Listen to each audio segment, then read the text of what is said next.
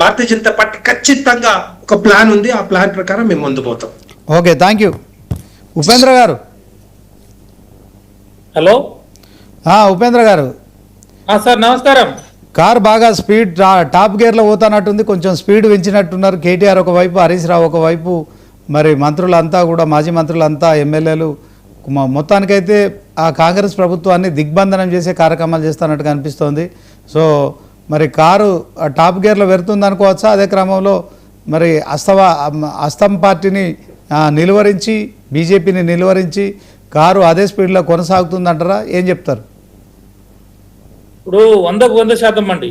ఎందుకు మనము అంటే ప్రధాన ప్రతిపక్ష పార్టీగా ఈరోజు ప్రతి అంశంలో ఇవాళ తెలంగాణ రాష్ట్రానికి వస్తున్నప్పుడు ప్రజాపాలన పేరుతో వచ్చిన కాంగ్రెస్ పార్టీ 6 గ్యారంటీలు కావచ్చు, 420 హామీలు కావచ్చు, లేకపోతే 13 గ్యారంటీలు కావచ్చు.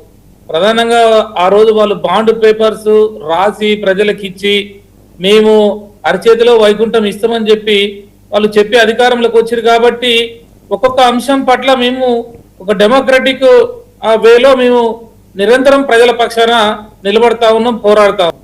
అదే సందర్భంలో ప్రజలలో కూడా ఇలా బీఆర్ఎస్ పార్టీ అడుగుతున్న ప్రశ్నలు కానీ, లేకపోతే ధర్నాలు కానీ, రాస్తారోకాలు కానీ, ఎందుకంటే గతంలో 10 సంవత్సరాలు ఈ రాష్ట్రాన్ని సుభిక్షంగా నడిపాం కాబట్టి, ఇక్కడ ఆకుపచ్చ తెలంగాణ చేశాం కాబట్టి, ఇక్కడ అన్నమో రామచంద్ర అన్న తెలంగాణని అన్నపూర్ణ తెలంగాణగా చేసినాం కాబట్టి, పంటలు పండించే దాంట్లో నెంబర్ 1 చేశాం కాబట్టి, భూముల రేట్లో 30-40 లక్షల రూపాయలు, తొండలు గుడ్లు పెట్టినటువంటి భూములు 30 లక్షల రూపాయలు ఎకరా బీఆర్ఎస్ పాలన ద్వారా, రైతు బంధు, రైతు బీమా, 24 గంటల కరెంటు, లాండ్ ఆర్డర్ ఉన్నటువంటి పరిస్థితులలో సచిన్ టెండూల్కర్ లాంటి వాళ్ళు, అమితాబ్ బచ్చన్ లాంటి వాళ్ళు, ఇతర దేశాలకు సంబంధించిన ఇంటర్నేషనల్ గూగుల్, అమెజాన్ ఇలాంటి అన్ని కూడా అనేక సంస్థలు హైదరాబాద్ సేఫ్టీ అని చెప్పి, హైదరాబాద్లో ల్యాండ్ ఆర్డర్ బాగుందని చెప్పి, హైదరాబాదు ఒక అద్భుత నగరంగా, ఇంటర్నేషనల్ నగరంగా రూపుదిద్దడానికి మేము చేసిన మాట వాస్తవం. అది ప్రజలు కూడా చూశారు. అదేవిధంగా రైతాంగానికి వచ్చినప్పుడు రైతుల్ని రాజును చేయాలనే ఉద్దేశంతో ప్రధానంగా ఆ రోజు కరెంట్ ఇవ్వటం జరిగింది. తర్వాత రైతు బంధు, రైతు బీమా లాంటి పథకాలు, ఆ తర్వాత రోడ్లు మొత్తం కూడా హైదరాబాద్ నుంచి మారుమూల మండలం గ్రామాలకు పోవడానికి 3 గంటల లోపు జర్నీలో పోయేటట్టు ప్రతి ఒక్క గ్రామానికి రోడ్డు కనెక్టివిటీ ఇచ్చాం, ప్రతి ఇంటికి తాగునీరు ఇచ్చాం.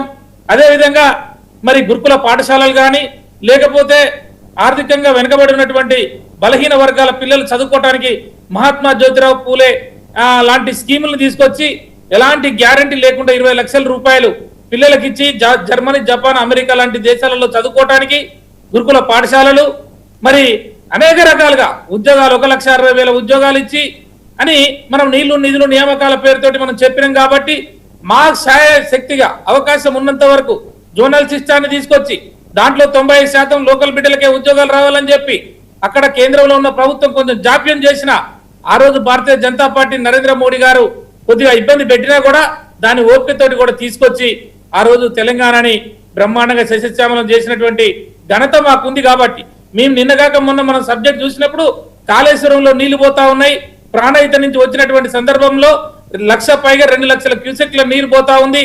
ఆ నీరుని కనుక ఒడిచి పడితే ఎల్నినో ప్రభావం ఉన్నది. ఎల్నినో ప్రభావం ద్వారా మనకి తాగునీరు ఇబ్బంది వచ్చే హైదరాబాద్ నగరాలకు కానీ, తెలంగాణకు కానీ పంటల సంగతి దేవుడెరువు, కనీసం మంచినీళ్ళు ఒడిచి పట్టుకోవాలి. ఈ నీళ్లు పోతున్నాయి, వదులుతున్నారు అని చెప్పేసి ఏదో మేడిగడ్డ గేట్లు తీసి పోస్తే అది పోతుందని ఎన్డీఏ రిపోర్ట్ ఉంది, ఎన్డీహెచ్ఏ రిపోర్ట్ ఉందని దాన్ని అడ్డం పెట్టడం కన్నా కూడా అది మనం గేట్లు వేయకుండానే, గేట్లు అక్కడి నుంచి లిఫ్ట్ ద్వారా నీళ్లు తెచ్చుకొని మనం హైదరాబాద్కి ఈ రోజు కనుక ఆ రోజు 4 రోజులు 5 రోజులు ఎత్తిపోసి ఉంటే మనకి కొండపోచమ్మ సాగర్, రంగనాయక సాగర్, లేకపోతే ఇక్కడ ఉన్న బసవపూర్ దాకా నీళ్లు వచ్చాయి. మనకు హైదరాబాద్ సేఫ్ జోన్ ఉంది. ఇలా తెల్లవారితే భయం. హైదరాబాద్ అపార్ట్మెంట్లలో మొత్తం కూడా ఈరోజు ట్యాంకర్లతో 15,000 ట్యాంకర్లు ఇలా హైదరాబాద్ లో నీళ్లు అమ్ముతున్నటువంటి పరిస్థితి. ఇలా గవర్నమెంట్ ట్యాంకర్ నీళ్లు కావాలి, మున్సిపాలిటీ నీళ్లు బుక్ చేస్తే 21 రోజులకి ట్యాంకర్ వచ్చేటువంటి పరిస్థితి ఉంది. ఇలా ప్రైవేట్ గా కొనాలంటే 350 రూపాయలు ఉన్నటువంటి ట్యాంకర్ నీళ్ళని 850 రూపాయలకి ట్యాంకర్ నీళ్లు ఇలా హైదరాబాద్ నగర ప్రజలు కొనుక్కుంటారు. కాబట్టి ఇలాంటి పరిస్థితులలో ప్రతి సమస్య మీద రైతాంగానికి యూరియా అంశం కానీ, రైతాంగం పండించిన పంటలు కొనకపోతే రైతులు గుండెలు బదిలి చస్తుంటే 30-40 రోజులు కళ్ళాలలో రైతులు ఆగమైపోతుంటే రైతాంగానికి ఒడ్లు కొనాలని చెప్పి మద్దతు ధర ఇవ్వాలని చెప్పి, యూరియా ఇవ్వాలని చెప్పి, అదేవిధంగా కాళేశ్వరం లాంటి నీళ్లు ప్రాణహిత నీళ్లు పోతుంటే దాన్ని ఒడిచి పట్టాలని కానీ, హైడ్రా సంబంధించిన అంశాలు కానీ, మూసికి సంబంధించిన అంశాలు కానీ, లగచర్లకు సంబంధించిన అంశాలు కానీ ప్రతి విషయాన్ని కూడా మేము ఒడిచి పట్టుకున్నాం. ఈ రోజు విద్యార్థి లోకం, ఆ రోజు వాళ్ళు కాంగ్రెస్ పార్టీ ఇద్దరు ఉద్యోగాలు మీకేయండి, కేసీఆర్ ఉద్యోగం, కేటీఆర్ ఉద్యోగం మీకేస్తే మీకు ఉద్యోగాలు వస్తాయని చెప్పి ఆ రోజు నిరుద్యోగుల్ని ఆర్టీసీ క్రాస్ రోడ్స్ లో కానీ, ఈ ఎల్బీ నగర్ లో కానీ, దిల్సు నగర్ లో కానీ, అమీర్పేటలో కానీ చెప్పడం వల్ల ఆ పిల్లలందరూ కూడా ఆ రోజు వీళ్ళ మాటలు నమ్మున్న తర్వాత మాకు ఉద్యోగాలు వస్తాయని చెప్పి గ్రామాలకు పోయి అమ్మయ్య కాలు పట్టుకొని నాయనమ్మలై, పెద్దమ్మలై, చిన్నమ్మలై మొక్కి మామల అల్లను దండం పెట్టి ఆ రోజు కాంగ్రెస్ పార్టీకి ఓట్లు వేయించారు. సరే, రాజకీయంలో వాళ్ళు ఇచ్చారు, మరి ఓట్లు అధికార బదలాయింపు అయింది. అయిన తర్వాత ఈ రోజు 30 నెలలు పైసలకి అయిపోయినాక అదే పిల్లలు మాకు నోటిఫికేషన్ ఇవ్వమని అదే అశోక్ నగర్ చౌరస్తాలో వాళ్ళు ఉద్యోగాల కోసం ధర్నాలు చేస్తుంటే అన్యం పుణ్యం తెరవని పిల్లల మీద లాఠీ చార్జీలు చేయడం, జైల్లో పెట్టడం ఇత్యాది అంశాల మీద నిన్న సరూర్ నగర్ స్టేడియంలో మరి నిరుద్యోగ సంగ్రామ సభ అని పెట్టాం. పెద్ద ఎత్తున విద్యార్థులు వచ్చారు. అన్ని Palamuru university, Kakatiya university, Osmania university, అన్ని మరి యూనివర్సిటీల నుంచి విద్యార్థులు వచ్చి మేము తెలవక చేశాం. ఆ రోజు మబ్బులు పడితే వర్షాలు పడతాయని రైతు కనుక ఎంత ఆశపడతాడో, కాంగ్రెస్ పార్టీ మాకు హామీలు ఇస్తున్నది కాబట్టి మాకు ఉద్యోగాలు వస్తాయి అనుకున్నాం. కాంగ్రెస్ పార్టీ అనే కారు మబ్బులు పట్టినాయి కాబట్టి ఆ రోజు మేమందరం కూడా కళ్ళు కనబడకుండా కాంగ్రెస్ పార్టీకి ఓట్లేసాం. ఈ రోజు ఆ కారు మబ్బులు వెలిచిపోయాయి. మా జీవితం ఇప్పుడు రోడ్డు మీద పడ్డది. మేము నెలలుగా ఇలా కోచింగ్లు తీసుకుంటున్నాం. వేలాది రూపాయలు తల్లిదండ్రులు బంగారం అమ్మి ఆస్తులు తాకట్టు పెట్టి నెల 10,000 రూపాయలు అశోక్ నగర్ చౌరస్తాలో హాస్టల్లో ఉన్న పిల్లలకి, మరి దిల్సుఖ్ నగర్ లో, అమీర్పేటలో ఉన్న పిల్లలకి మరి కోచింగ్ల పేరుతోటి, హాస్టల్ల పేరుతోటి వేల రూపాయలు పంపిస్తా ఉంటే ఇవాళ ఒక నోటిఫికేషన్ లేదు, ఉద్యోగాలు లేవు. వాళ్ళు ఇది హైదరాబాద్ వదిలిపెట్టి ఊర్లోకి పోయే పరిస్థితి లేదు. ఊర్లోకి పోతే ఉద్యోగం రాలేదని వాళ్ళు అడిగేటట్టుంది. వీడి ఇక్కడనేమో నెల ఖర్చులు ఎక్కువైతా ఉన్నాయి. ఇలాంటి పరిస్థితుల్లో వాళ్ళు మేము సరూర్ నగర్ స్టేడియంలో మొన్న పెడితే నిరుద్యోగ సంగ్రామ సభకి పెద్ద ఎత్తున విద్యార్థులు వచ్చారు. వాళ్ళందరూ ఏం మాట్లాడుతున్నారో చూశారు.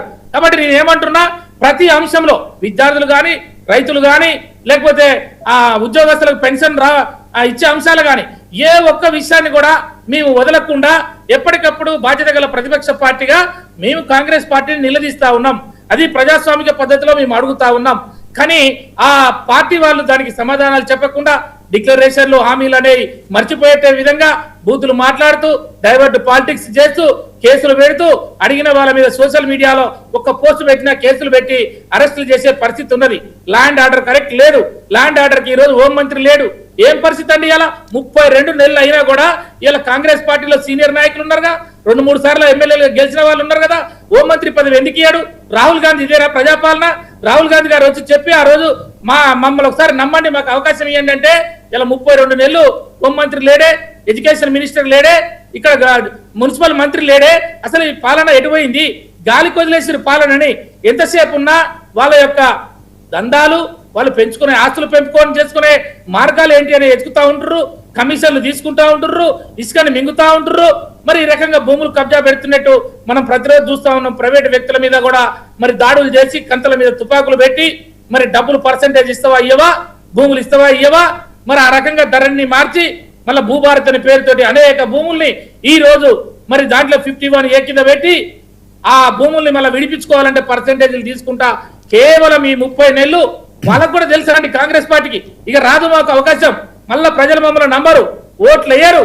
సీనియర్లేమో మమ్మల్ని కాదని చెప్పేసి వ్యక్తులు వచ్చినటువంటి ప్యాకేజీ ముట్ట చెప్పినటువంటి వ్యక్తులు ముఖ్యమంత్రులు ఉండేసరికి కాంగ్రెస్ జెండా పట్టుకున్న తన జీవితకాలం, తన కుటుంబం మొత్తం తరతరాలు కాంగ్రెస్ పార్టీ జెండా పట్టుకొని ఆ పార్టీ బాగు కోసం పనిచేసిన వాళ్ళంతా వెనకకు పోయి మధ్యలో వచ్చిన వాళ్ళు ముందుకు పోయి ముఖ్యమంత్రులు అయ్యేసరికి అక్కడున్న సీనియర్ మంత్రులందరూ కూడా, సీనియర్ నాయకులందరూ కూడా చాలా ఇబ్బందుల్లో ఉన్నారు, కలత చెందుతా ఉన్నారు.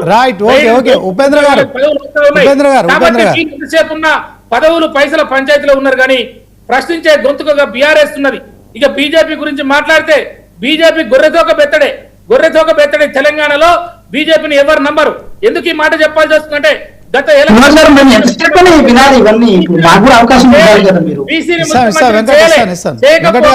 బండి సంజయ్ లాంటి బీసీ వ్యక్తిని ఆ పదవి నుంచి ఊడబీకారు.